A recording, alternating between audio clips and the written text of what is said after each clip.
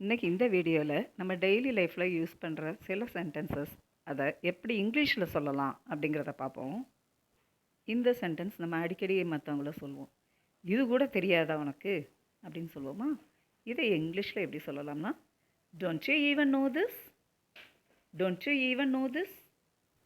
இது கூட செய்ய தெரியாதா? அதாவது ஃபர்ஸ்ட் என்ன பார்த்தோம்? இது கூட தெரியாதான்னு பார்த்தோம். இப்போ இது கூட செய்ய தெரியாதா? இதை இங்கிலீஷில் எப்படி சொல்லலாம்னா, don't you even know how to do this, don't you even know how to do this. இது அடிக்கடி நம்ம வீட்டில் யூஸ் பண்ணுறதான். இது கூட சமைக்க தெரியாதா? இது எல்லாரும் கேட்குறதான். இதை எப்படி இங்கிலீஷில் சொல்லலாம்னா, don't you even know how to cook this, don't you even know how to cook this. இது கூட புரியாதா? Don't you even understand this, don't you even understand this. இதை கூட கேட்க மாட்டியா? இதுக்கு ரெண்டு விதமான மீனிங் இருக்குது. அதாவது இதை கூட கேட்க மாட்டியானா, ஒன்று நம்ம சொல்கிறத சொல் பேச்சு கேட்கலைன்னா சொல்லுவோம். அதர்வைஸ் கேள்வி கேட்குறது, நீ இதை கூட போய் கேட்க மாட்டியா அவங்கக்கிட்ட அப்படிங்கிறதுக்கும் நம்ம சொல்லுவோம். சரியா? இப்போ இதுக்குமே எப்படி இங்கிலீஷில் சொல்லலாம் பார்ப்போமா?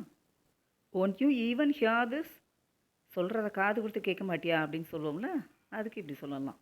Won't you even here this. சில நேரங்களில் சொல்லுவோம், இதை போட போய் நீ கேட்க மாட்டியா அப்படின்னு சொல்லுவோமா? இதுக்கு இங்கிலீஷில் எப்படி சொன்னால், won't you even as this, won't you even as this. Sometimes நம்ம எப்படியும் கேட்போம், இதை செய்வியா மாட்டியா? இதை எப்படி இங்கிலீஷில் சொல்லலாம்? Will you do this or not, will you do this or not.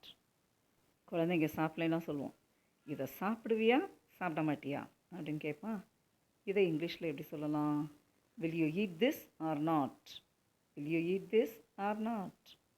சரி, நம்ம இவ்வளோ நேரம் பார்த்ததில் சில சென்டென்சஸ்க்கு டோன்ட் யூ யூஸ் பண்ணோம், சில சென்டென்சஸ்க்கு ஓன்ட் யூ யூஸ் பண்ணோம். எதுக்கு டோன்ட் யூ யூஸ் பண்ணோம், எதுக்கு ஓன்ட் யூ யூஸ் பண்ணோன்னு பார்த்தீங்களா? அதாவது கரண்ட் நாலேஜ் இல்லை அப்படின்னா, இப்போ அவனுக்கு அது தெரியலை, இப்போ அது செய்யலை, இப்போ புரியலை அப்படின்னா we have to use don't you. அதே இது ஃப்யூச்சர் வில்லிங்னஸ், இனிமேல் அவன் அதை செய்ய மாட்டானா, இதை எழுத மாட்டானா அப்படின்னு கேட்குறதுக்கு we have to use won't you. Okay.